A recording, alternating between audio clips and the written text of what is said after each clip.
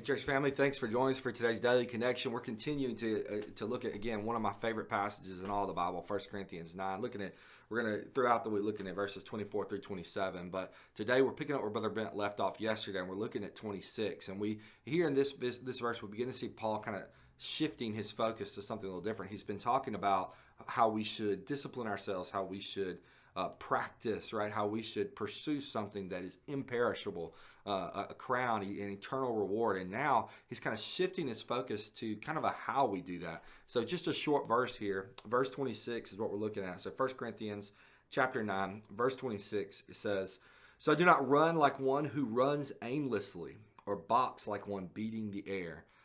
So first thought, we look at that verse and we think that, oh, that's just a transitional statement to verse 27. But there's a lot of good info here for us to see, and it particularly kind of stands out to me because here this past week there's a student who's been catching up on the Rocky movies, and I'm a huge Rocky fan. I have all of the movies. They're all really good except Rocky 5. I don't even know why we watched that. I mean, it's no good. My favorite one is the one where he fights Drago, and I think it's just how Rocky gets back to the basics. You know, he has all this great stuff, but he decides to abandon that, and not just avenge a friend, but to fight this man who also has kind of a lot of pressure on him, and to unite two countries. And it's obviously none of it's true, but it's a fun movie. It's one of my favorite Rocky movies. But here's the thing, Rocky. Let's say that he had gone through all of that training, right? And then it came to fight day. And when he went to step into the ring, he just didn't do it. He did all of that training, but he never stepped in the ring to actually fight Drago. I mean, is he a boxer at that point? Or is he just a trainer? Is he someone who's just training? Similarly, I have a punching bag at my house, and I occasionally go up and hit on it, and it's fun. I enjoy it. It's a good workout. It's a good stress relief at times, but does that punching bag make me a boxer?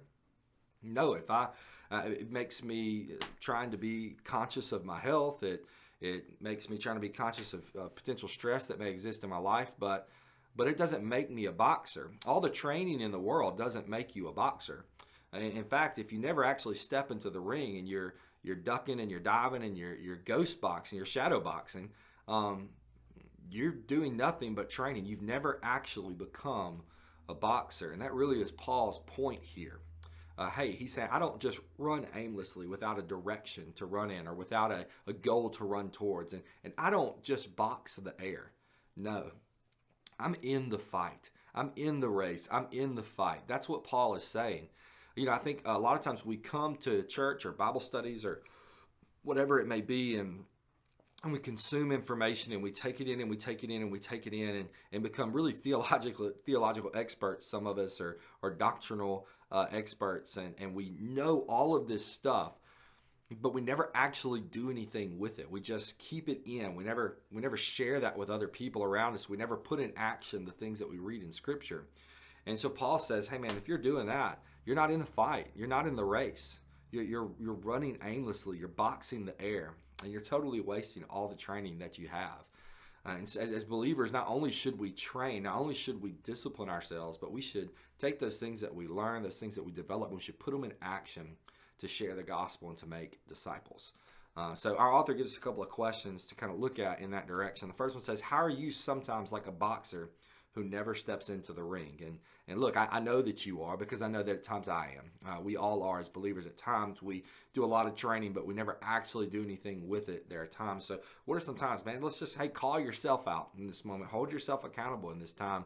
Are there times where you are a boxer who's never stepped in the ring? You're a church consumer, but you're not going out and sharing the gospel or making disciples.